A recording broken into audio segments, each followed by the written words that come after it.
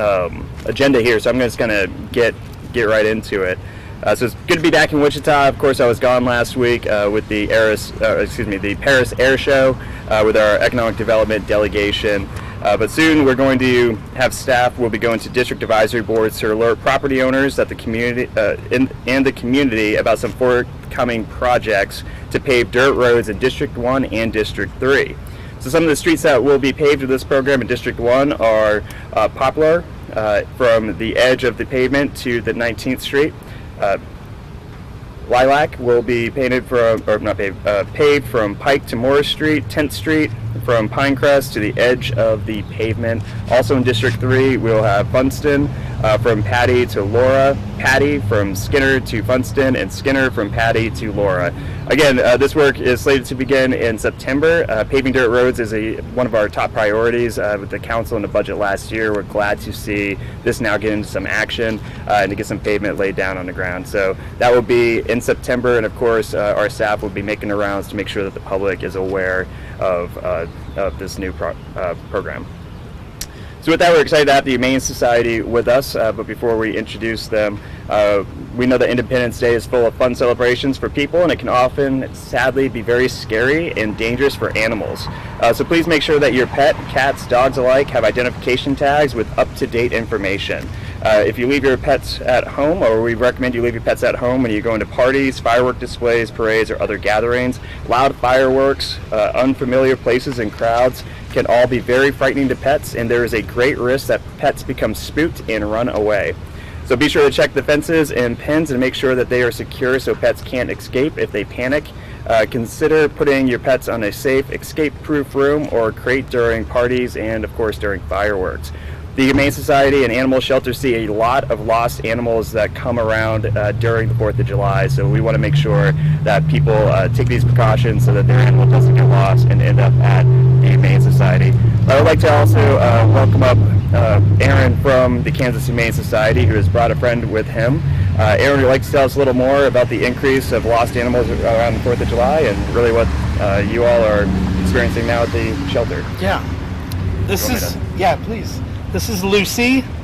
Lucy's one of our foster kitties right now. We're in the middle of what is my first kitten season, which means there was a day last week where we brought in 47 kittens. So an incredible number of cats and kittens are coming in. As you mentioned, the July 4th holiday is a time that's very scary for pets and animals. So we encourage everybody, as Mayor said, to please make sure your pets are microchipped. Make sure that microchip information is up to date. And if you don't have an ID tag with your phone number, you can get one at the Humane Society. I think WAS also sells them. So that way we can get the animal back to you as soon as possible. We also wanted to remind everybody that we're still in the middle of the capacity crisis that's happening nationally with stray and unwanted pets. At the Kansas Humane Society, our biggest need right now is for people who are interested in foster to adopting large dogs, so 40-plus pound dogs. These are dogs that have CIRDC, which is Canine Infectious Respiratory Disease Complex. That disease is like a cold or the flu, and it resolves on its own, but it is highly contagious, and it can spread throughout the shelter really, really quickly. We're not allowed to adopt, per law, those animals, but you can foster one until they are clear, and then adopt at that point. So anybody who's looking for a larger dog with a big heart, come and we'll try to match you up. Finally, we're always in need of volunteers. You may have seen on the local news that we're having an issue with laundry. Before the capacity crisis, we were generating 570 pounds of laundry a day. We're much higher than that, probably in this 800-pound range a day. So we have laundry literally stacked around the hallways in our office. So anything you can do, if you can come out, spend some time with animals like Mayor's doing right now. We're very flexible to try to fit your schedule, and you can really come and do anything. And if you can spend 5 minutes doing laundry as well, that would be a huge help to us. So thanks for giving me time to talk and for letting Lucy see everybody today. I don't know Lucy's my biggest fan, so she's been crying trying to get back to you. She's just little. That's She's right. just little. Thank We you. appreciate you being here. Also, I do want to introduce, we have a mayor for the day, very special guest, Mayor Lincoln. Come on up here, buddy. Give me some. You might be a little hot, so we're going to try to get through this. So Mayor Lincoln is here for the day. He is really was won this at a charity, and we're happy to have him. He just got off I believe the firefighters took you around, didn't they? Very good. So he just got off a crash course in what the firefighters do. So next we're going to talk about fireworks, speaking of firefighters. Just a reminder that during the fireworks season, fireworks may be shut off from 10 a.m. until midnight. Aerial fireworks may only be shut off from the 1st of July through the 4th of July. So be sure to never allow young children to shoot off fireworks, never point or throw fireworks at one another, and dispose of the fireworks properly by wetting them down with water thoroughly and leaving them out at least overnight before putting them in the trash. As we learned over the years when we looked at the data, the most common firework-related house fire is actually from improper disposal of the fireworks. It's not so much of a firework going rogue and landing on the roof. It's because folks will throw them away before dousing them with water. So we just want to let people know that, so you don't become, in our spreadsheet as one of the properties that fall victim to this type of situation. So more tips and regulations, please visit, wichita.gov/fireworks. So with that, if you want to see amazing fireworks, we have a free fireworks show this 4th of July that you don't have to worry about cleanup afterwards. So you can come out to what we call the Red, White, and Boom. So here to tell us more about the event is Barb from Park and Recreation. So Barb, we stand over here while Barb talks. Thank you, Mayor. So Red, White, and Boom is back on July 4th, right here in the heart of downtown Wichita. And I know on Tuesday, July 4th, everyone is invited to this free community event that gets underway at 6 p.m. with the gates opening at the Riverfront Stadium and food trucks being staged over there by the Hyatt lawn. And then fireworks will light up the sky at 9:40 p.m. The Riverfront Stadium will open at 6 for all holiday goers, and they'll have concessions in the stadium. They'll have entertainment like their lawn games and their inflatables, and then and that'll be provided by the Wind Surge. And there's great seats there in the stadium to come watch the fireworks show. And then you can also watch the Wind Surge game. They are out of town that day, so you can watch that on the Jumbotron, and they're playing in Tulsa. So come support your local Wind Surge. A variety of food trucks will be on site at the Hyatt lawn, and that's for all the spectators on the lawns to enjoy. Don't forget to bring a blanket or a lawn chair to sit while you wait for the show to start.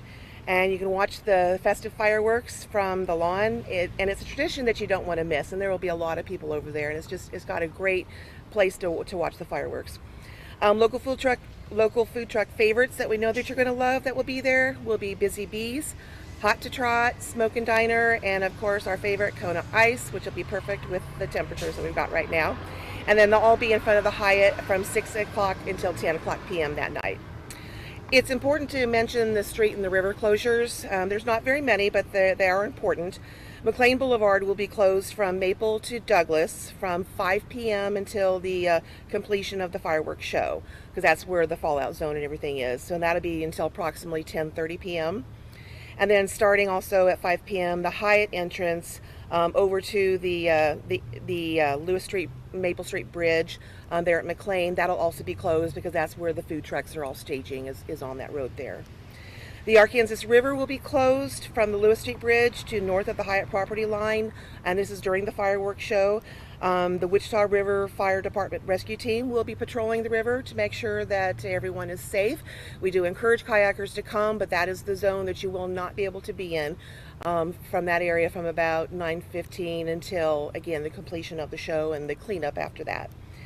The walking path along the west side of the Arkansas River is also going to be closed for a small portion of it, and that's on the west side of the river adjacent to the Riverfront Stadium, and that'll be closed from 7 a.m. until 10:30 p.m. while they're setting up for the fireworks. Wichita Park and Recreation, Wichita Parks Foundation, and the Wichita Wind Surge have all come together for this event and this community event, and this is the 8th year in a row for it. So you know it's going to be a really fun evening, great entertainment, and an unforgettable night with the fireworks. And we want to say a huge thank you to everyone who's been helping to provide the entertainment for the community on this Independence Day. We hope to see you there. Thank you. Thanks, Barb. And be sure to leave pets at home since, as we discussed, the fireworks can be stressful for them and we don't want pets getting lost downtown. So finally, we're here at the Advanced Learning Library to celebrate the installation of Big Red. The sculpture was made in 1985 by artist David Stoltz. It is planted steel and is 99 inches by 99 inches tall, and it's right behind me. So I have a statement from the artist I'm going to read. In the early to mid 80s, when Big Red was made, I began looking for ways to incorporate representation into my abstractions. In the following years, Big Red would evolve into many characters, and from that, a coursal, which I call the Circus of Life. It is finally nearing completion, as you can see on my website. I feel proud that the city of Wichita owns Big Red, a sentimental work that has fueled my later career by leading to the creation of more than 50 characters that make up Circus of Life. So Big Red is part of the city's sculpture collection and was installed outside the Advanced Learning Library just last Friday for everyone to enjoy. So following the briefing, there will be a celebrating the art story time for area kids and families for a special celebration to welcome Big Red. The library hosts multiple wonderful art pieces for all to enjoy, and our culture arts team is working hard to find innovative ways to bring art to residents in unique and creative ways. So with that, we can open up for questions. You want to say your thing? All right, so Mayor Lincoln also said he has a couple of words to say. Get Home Depot now because we're gonna trade it out for Great Wolf Lodge. Very good, Mr. Mayor Lincoln. Mayor Lincoln's platform is to replace a Home Depot with a Great Wolf Lodge because he goes with Dad to Home Depot quite often. And instead of doing that chore, he'd rather have Dad take him to a Great Wolf Lodge. And therefore, he is running on that platform. And frankly, I think he has a bright future in this politics in the future, and I look forward to see where he goes. And I think he'll be available for interviews too. Any other questions? Yes, ma'am. Well, I usually don't utilize this platform to talk about, I guess, politics, but I feel as confident moving forward with the city of Wichita as I've ever felt. So I think that, we have a lot of progress, and I appreciate folks showing up every week to talk about the progress of the city. How do you feel the forum with the young professionals with all of I feel the forum last night. I think the forum went well. I think it's important anytime we have folks who come out and engage, not just elected officials, but really those who seek to become elected officials. It's really a great opportunity for, this thing gets shut off, a great opportunity to share ideas and to get feedback. And if you want to be good at this gig, good at public office, you got to not only communicate what the ideas are and what folks are doing, but also accept that feedback. So anytime we have a forum, it gives an opportunity for people to participate in that civic engagement.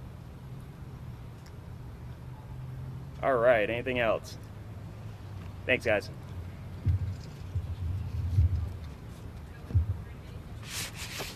All right, let's go, man. You did good. You did good. Thank you.